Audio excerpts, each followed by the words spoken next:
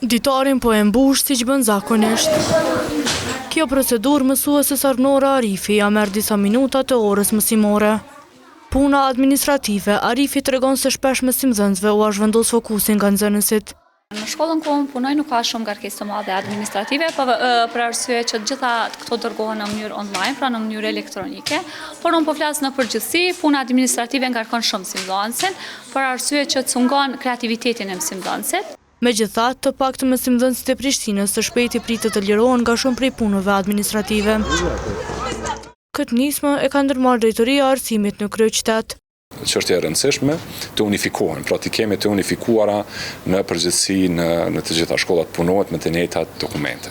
Dëgjoni, kemi dokumente të planifikimit të shkollave, të planifikimit ditor, javor, mujor dhe vjetor, të cilat edhe thjesht nuk mund të largohen nga forma, sepse të tilla i kërkon edhe Inspektorati i Arsimit në vazhdimsi. Në anën tjetër ka forma të raportimit, forma të kopimit të njëjtit dokument që ripërsëritet ose të njëjtit tekst që ripërsëritet në disa forma që është e panevojshme. Drejtoresha e gjimnazit të specializuar matematikor Faria Latiferit Koceri, e cila është edhe pjesë e grupit punues, thekson se ky projekt kërkon bashkëpunim.